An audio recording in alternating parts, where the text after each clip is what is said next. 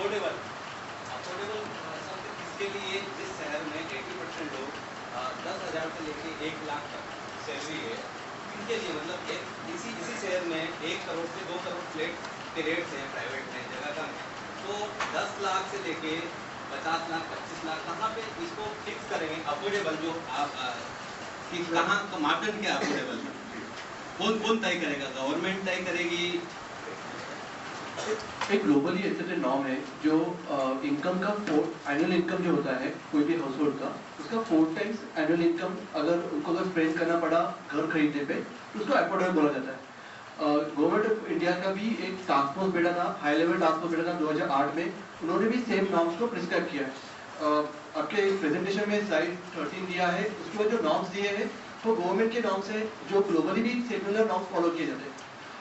उसका और एक डेफिनेशन में और एक क्राइटेरिया जो दिया है कि अगर आप घर खरीदना नहीं चाहते हो, रेंट पे लेना चाहते हो, तो 40% ऑफ योर इनकम जो है या उससे कम आप स्पेंड कर सकते हो टू रेंट के ऊपर, to take a home on rent. Idea है कि घर उनको किसी भी फैमिली को एक अफोर्डेबल रेंज में आना चाहिए और इसको इस तरीके से डिफाइन किया गया 4 टाइम्स और 40% रेंट के लिए। ऐसे टैक्सी रिक्शा या मिल मजदूर वगैरह जो है जिनका इनकम महीने का 15 से 20-25 हज़ार है, उनको लोन लेना है, बहुत सारे ऐसे इंस्टीट्यूट हैं जो वो लोन पे भी और कुछ मंथली EMI करके अफोर्ड कर सके, तो ऐसा कुछ। तो बेसिकली जो आप कह रहे हैं कि जो लो इनकम ग्रुप के जो है लोग, उनके लिए अफोर्डेबल हाउसिंग को कैसे किया जा सकता है, हम लोग क्या कह रहे हैं कि जो एक तो डेफिनेशन पर्सनल अफोर्डेबल हाउसिंग का क्या है जो हमने आपको बताया अभी क्या है, इसके लिए आप देख रहे हैं कि मुंबई में ये पॉसिबल ही नहीं है आज के समय में। आज के समय में आपको क्यों इतना है कि आपका 45% of the population Mumbai lives in slums is because the fact that they can not afford the houses in Mumbai. Now, to change that whole system, to bring it to as per the norms prescribed by Government of India and internationally accepted norms, what needs to be done? What needs to be done is we need to have more land, and that land is obviously you're not going to get in the island city of Mumbai, but you can open up land that is like, for example, your proper development of your port trust, your salt pans, giving access to outside Mumbai, the hinterland, the greater Mumbai region जो है and the other areas, proper access, better transportation. तो आप जैसे आदित्य ने कहा कि अगर आप विरार में रहते हैं और आपको रोज 2 घंटा लगता है यहाँ पर मुंबई आने में, अगर आपका एक्सेसिबिलिटी उसको 2 घंटा से आधा घंटा हो जाता है, और नहीं तो फिर आपका जो काम है अगर विरार के एरिया में ही हो वो बेहतर हो आपके लिए, so that becomes a better thing. So all these solutions need to be put forward to the government, and that is something that we need to tell the government to do. As I said, it is not something that is a quick fix. This is something that needs to be done. Major policy decisions have to be done by the government, but we're telling the government that you need to do it now, because we are heading, as my friend out here said, we are heading for a disaster. You can't just increase 4 FSI and say that your problems will be solved. You will create more people, you will create a complete disaster in Mumbai, and it will become unlivable, Mumbai as a city. In fact, now in the next few days, next few months, you will see the problem of traffic in Mumbai is going to expand so much.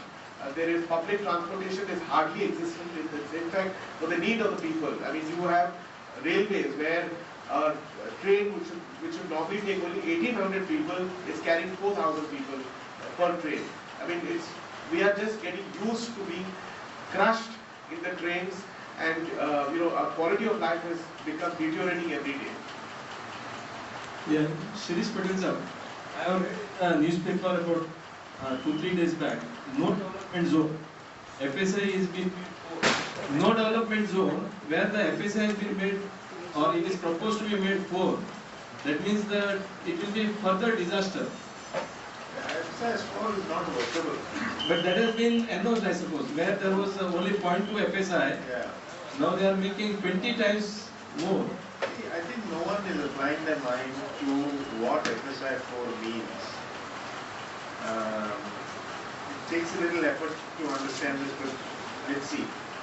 If you have a 1 hectare plot, that is 10,000 square meters, you have FSI4, that is 40,000 square meters of built-up space. Suppose people are living there at 25 square meters per family, which is the government norm. 25 square meters per family, 40,000 square meters is 8,000 families. Those 8,000 families require streets when they come down. 8,000 families is 40,000 people. 40,000 people require streets to come down. They require parks, they require schools. Now, if you give absolutely rock bottom minimum norms, you require 3 square meters per person for roads, 1 square meter per person for open spaces, and 1 square meter per person for amenities. So 5 square meters per person. 8,000 people need 40,000 square meters for roads and amenities.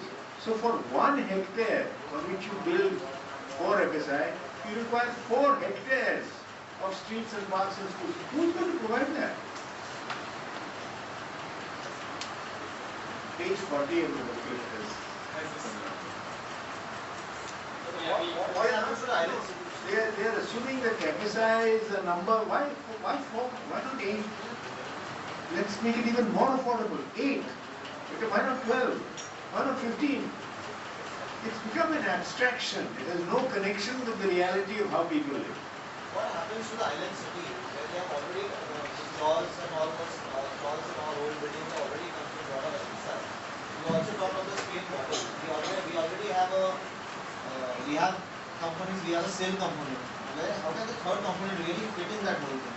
See, I think FSI has to be understood in context. If you raise the FSI in Malabar Hill, where people are occupying, say, 5,000 square foot flats, and you allow them to occupy 20,000 square foot flats, I don't think it matters.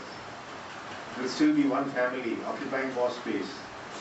The crowding on the streets will not increase. There is no problem.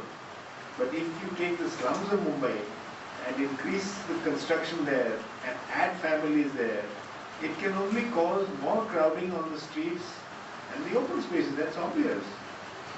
So no one is applying their mind to this. They are using FSI as an abstract number, and because Manhattan has 15, we say we have enough margin, we can go higher.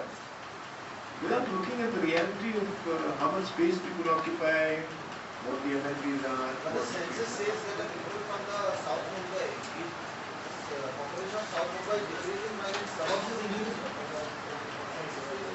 Yeah, it has marginally decreased in the city. That is correct. That is correct. If it is marginally decreasing, then I think the additional of FSI doesn't matter. It means that people are living in larger apartments. That's okay. That doesn't matter. It is when you crowd more people into a locality without the proper amenities that you're in trouble. And the suburbs, you know, because of that TDR, the FSI suddenly jumped from 1 to 2. And you immediately saw a change in the traffic pattern and the crowding on the streets in the suburbs. So it's been demonstrated that just randomly increasing FSI does cause distress.